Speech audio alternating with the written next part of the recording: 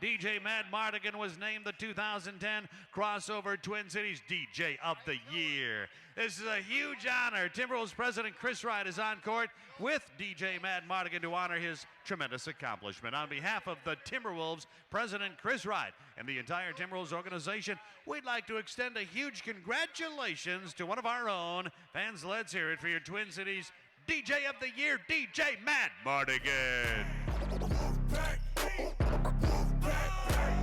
Welcome to the land of the 10,000 lakes. I'm about to slam, could you please get out the way? Come around here and we'll put you in your place. If I pull up with my team, then you know it's time to play. Hey, look what you started. All of that talking just made you a target. I cannot be guarded. Look up in the air, yeah, I just departed. Y'all get them bombarded. You know, basketball has always been really entrenched in hip-hop. Hip-hop and basketball, to me, almost go hand in hand, and that's why I think it makes sense that pretty much every NBA team has a DJ. What's up, Nas? Curious to see what you hear about it, man. All right. You ready? Let's go. I feel like we do a great job at the Target Center and these other venues that we're in to cater to almost every person in the building. And what that's called is called open format DJing. To me, I'm an open format DJ. So during my sets, I'm gonna go from some hip hop into some, maybe a rock remix, into some like new, top 40, boom, then I go up tempo into some like EDM bangers, and then I can bring them back down into some hip hop. So it's just like, you're taking them everywhere. So at any moment, I don't wanna like exclude someone that's in the stadium. I might play a couple songs, they're like, but then I get to the next song, like, oh, this is my jam. So that's really important to be an open format DJ with sports, because you have every single age group in those buildings, you have every single background, and so it helps to be super versatile and to just mix it up.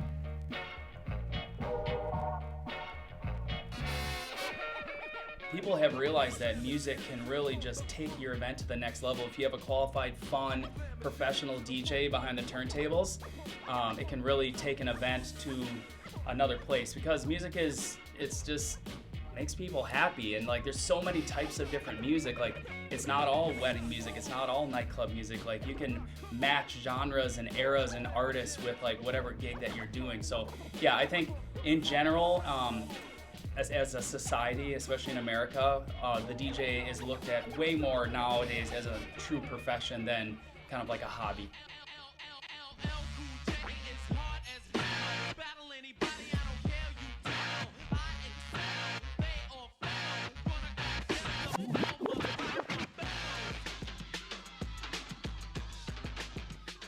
So straight out of college, I actually had a pretty cool job right at first. I was doing concert promotions for my mom's boyfriend at the time, and it was like hip hop, which was perfect for me because like that's my main love in terms of musical genres. And so that was pretty sick to have a job like that straight out of college.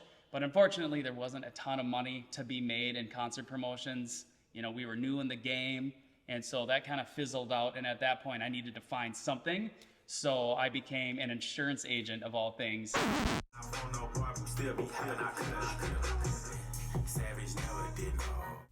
tracks in. Yeah, Yeet has had a hell of a year.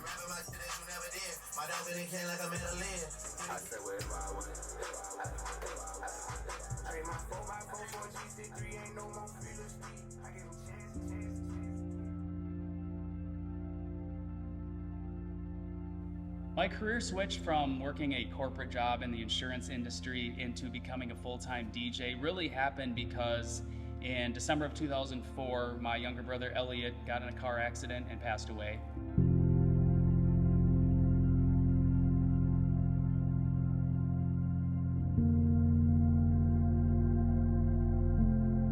My brother Elliot and I, we were best friends growing up and into our adult lives. And he was literally like my number one fan, because back then I was just doing DJ battles, and so Elliot would show up, roll in there with a crew of like 10, 15 B-Town kids, and they'd just be cheering super loud for me when I did my set. So like that meant a lot to me, and that just reshaped my whole life and my way of thinking about what I wanted to do with my life. I had these talents or these gifts or whatever that he just thought it would be a shame if they just went unnoticed, and I just kept turntables in my bedroom and just busted them out every now and then for a house party. He thought that would just be atrocious. So like he was just on me about like, you need to be a DJ. This is your passion. This is like what you're really, really good at. And you know, losing him, like I said, it was just, you know, it was the biggest tragedy that I could ever imagine. But now looking back on it, it's just like the one thing that happened in my life that got me to actually follow my dreams and follow my passions. And now here I am DJing for the Minnesota Timberwolves, all these other sports teams, owning a DJ company, none of which would have happened had my brother still been alive. I truly believe that. I 100% think that I would not be as happy as I am, not even close, had I continued being an insurance agent or just, you know, working in the corporate environment, not doing something creative. So again, I'm very grateful that due to just this, you know, tragedy of losing my brother,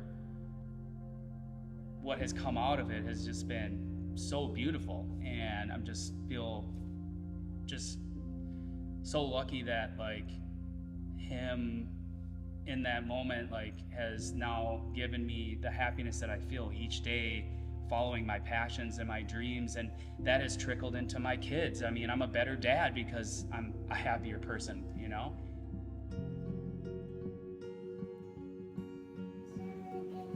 Laura, I'm Jackie. And then currently I'm married to my beautiful wife, Gina. We just had our 6-year wedding anniversary recently. And so we have 2 kids together, a 5-year-old daughter named Flora, a 3-year-old son named Simon, and then I have a 13-year-old named Sky from a previous relationship. There you go. All for you. So at first it was hard for me to kind of figure out the timing of things and which gigs I should take, which ones are most important. You know, there's all these considerations that I have to make in order to decide if I want to take a gig, because that may mean that I don't see my family that day. But at the same time, that's what I do for a living. So luckily today, I mean, I have my best friend, my life partner, my wife by my side, who has been one of my #1 fans since long, long ago, back in the Imperial Room days. And so she truly understands that like this is a job, this is a career, this is paying our bills, this isn't just like something fun to do on the weekends to party. One thing that I think I have that is a definite bonus is that I'm like almost to a fault in the present moment. So like when I'm at a gig, I love that feeling of just like there's nothing else I could be doing right now. I'm DJing, I have to do this job. I have to just do it the best way that I can, make people dance, make people happy, engage them at a sporting event. But then when I'm at home, it's like I'm very easily can turn that kind of piece of me off so that I can be totally present with my kids and my wife and my family. So I think it's good to be an entertainer and just have that kind of mindset so that when you're at a gig, you're just fully vested in it, in your performance. You're not letting things, you know, distract you from doing your job. And then when I'm at home, I'm just like, I'm a dad, like any other dad, you know, and rolling around the floor and wrestling with my kids. Okay, you may recognize him as the DJ for the Minnesota Timberwolves and the Lynx. You've probably seen him on our State Fair show. Yeah. I feel like DJ Mad Mardigan is the official DJ, the house DJ of WCCO TV. Wow. You are.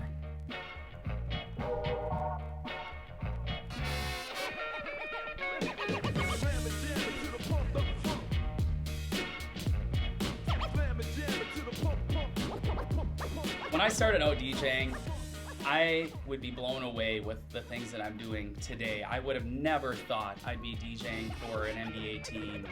I would have never thought that I'd have this company with 30-some DJs. But what's really dope is that what I'm doing at the Target Center especially are very similar sets to what I was preparing for and making and executing when I was doing DJ battles in the early 2000s. So it's kind of cool that like what I started out doing and being super passionate about is what I do now to make a living. It can be easier said than done to just go follow your passions and you'll be happy. It can be hard, it can be tough. There can be years where you're not making much money, you know, and maybe you have to sacrifice some things in order to make it happen. But I really think at the end of the day, like if what you're doing the majority of the hours that you're awake, you love and you're passionate about, you're gonna have a happy life no matter how much money you make.